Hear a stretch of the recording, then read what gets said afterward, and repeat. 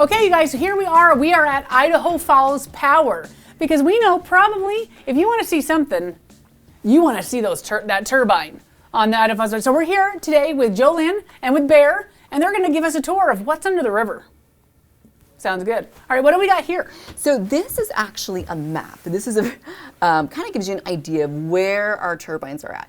What people don't always know is that the city actually operates more than one turbine. We actually operate technically 6 turbines at 4 different locations. We've got Gem State, which is our little crown jewel. We've got the lower plant, which is just off Sunnyside. We've got the city plant, which is right here. And then we have the upper, which is just a few miles north up the river. And all of those generate about 1/3 of the consumption that we have here in Idaho Falls. Wow. Thank you, water. Yes, thank you, water. Water. Renewable. The truly renewable energy. Yes. If anything, hydro is a huge factor in what we provide to our customers here. Wow. And am I hearing talks have a little about bit of Idaho nuclear. Falls doing nuclear or something? Yeah, so Okay. we're currently in the study phase of the small modular reactor project, which is called the Carbon Free Power Project, which is the new scale module to be built out here. Wow. So first of its kind hydro plant, and then we're going to be first of its kind nuclear. So, and the cool thing is, I mean, this is how cool Idaho Falls is that not only we're regenerating electricity since 1900, but we're also stepping into some very new technology now with nuclear. But the really cool thing is that, you know, you'll see a lot of news articles with a lot of utilities saying, hey, we're going to be carbon free by 2040 or 2045. Idaho Falls Power is already carbon free. Nice. So this is the dispatch center. So he actually is in charge of operating all 4 of the hydro projects. So he physically controls the releases of the water and the creation of electricity from the computer, center there. And I feel like that's a lot of power for one man to have. It is. We give Roy a lot of power. Roy gets anything he wants, it sounds like. Yeah. And then it also controls the distribution system from here too. So all the switches and substations and feeders to keep the lights on. So anytime we have outages or disruptions or what have you, then obviously it all comes in. Well, do the things on the board light up if there's an outage? Nope, they don't. We used to have a digital pegboard, and that used to be the old style technology. So what you have now is if you look over on the kind of larger screen on the right, it's basically a recreation of that. So that one does. Right in front. The one that's sitting, that's kind of pointed toward this wall. Yeah, so you'll see it's kind of looks the same as the wall. Has the green lines around it and the red squares. So if you just right there. Yep. So you have one dispatch person kind of running this, and you have it 24/7? 24/7, 365. And they're monitoring what our consumption is, what the generation is, whether they're seeing all kinds of different things to help kind of predict or know exactly what we're going to need power-wise in the next 1 to 2 days. Sometimes a little late. We buy a lot of power in bulk, obviously, if we know forecasted out, for the year or whatever, but they have to kind of help fill in the gaps. How does the power get here from the Tri-Cities? How does the power get from the turbines to California? It's a good question. So the big high voltage power lines you'll see driving all across the region, electricity travels at the speed of light. So it's one of the few commodities that the second it's produced, it has to be consumed. So at all times in the western United States, because one interconnected grid, at the point that it gets generated, it has to be consumed somewhere in the west.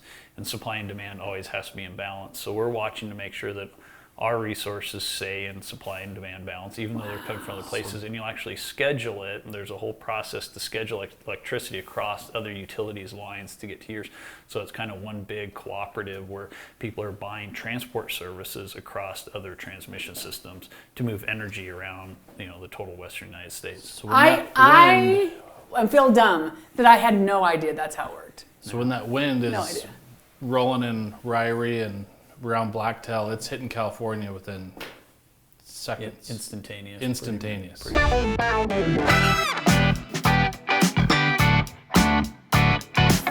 So this actually, it's changed a lot down in here. This is actually kind of our little makeshift museum. Yeah. We put together. There's a lot of old stuff in here. Jeez. This is I mentioned that Idaho Falls Power has been around since 1900. The city of Idaho Falls was actually one of the first cities in Idaho to start generating its own electricity. And so back then, the mayor and the city council at the time campaigned to bring public power to the city, and they purchased with this bond for $4,600 with some change, this turbine. And this was the first generating turbine in Idaho Falls. Very cool. So obviously it's teeny tiny compared to what we use today. But still really cool. But this is what powered the street lights downtown in Idaho Falls. Wow. That actually was the first started back in October of 1900. Wow. So amazing. when all these other utilities talk about having electricity in the region, and they've been around for, less than 100 years, Idaho Falls Power was here longer than them. Wow. So that's really cool. Very cool. And you did mention to us before the camera was rolling that this is the first turbine like this in the country? Yeah, so this is a Bull turbine. And the Bull turbine is a very interesting, and we'll show you a picture here. Basically in the 1930s, 1940s, technology that came in Eastern Europe, Austria specifically.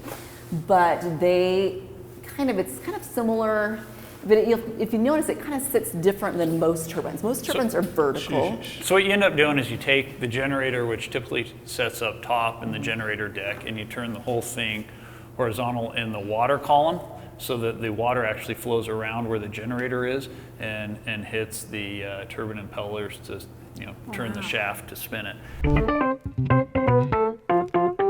So right about here is actually, if this was a glass wall, we'd see water on the other side. And then the turbine actually goes about, I think it's like 40 feet deep down below us. So we're actually over the turbine right now. So water is flowing under us. In fact, this is always the part that the kids really like. If you get right on here, you can kind of start to see some of the vibrations of the turbine. So you can kind of feel it. Yeah. So the generator sets underneath here. This is the generator deck. So if we have to rewind the generator and a motor are the same thing, just one spins one way versus the and then if you have to take it out to rebuild it, this whole platform up top here comes off, and then we crane the whole thing out in pieces. So obviously this is Heidi. This is her birthday, 7/6/82. This is one of the hatch pits. The other hatch pit is over there. We go down. You walk over this way, you'll actually see her. Whoa! And this is her. Yeah, this is Heidi. Wow. The funny thing is, I think that, when people are amazed by the size that she is, she's not a big dam, but she's big enough that it's amazing. People don't really know she's here. Wow.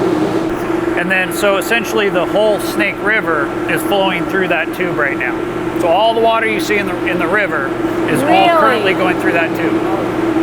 Yep. All of oh my goodness. And if you come in here in the spring or summer when it's generating hard, these will actually be vibrating a lot more and it runs it a lot harder. It's pretty quiet in here right now. Yeah. This is the quietest you'll hear it. This is really quiet for what it comes, for what it normally is. Yeah. But yeah, essentially if you go outside and you go out to the tail race and you see, essentially all the water that's going down the river is currently going through that tube. So essentially all of the water for the Snake River was flowing through that tube and now heading downriver after we've generated electricity with it. That is unbelievable. That is looking a lot smaller now. Yeah, it's pretty crazy. And to think that river flows are, I think 1,800 CFS right now. So when flows are up around 9,000, that elevation of the water will be right up to the top of that concrete, and it'll be. It's raging coming out of there. Feel like I've come here to see the future. Yeah. Like this was amazing. Learned about the past that we didn't know existed. Amazing. Really? Thank you, Jolynn. Thank you, Bear. Yep, thank you. This has been awesome and amazing. And I hope you guys have enjoyed the tour of Idaho Falls to see the behind the scenes on the cool things that we have here. So, all right, well, this has been Jessica Carden. Chad Murdock. Your nosy neighbors, keeping you in the know.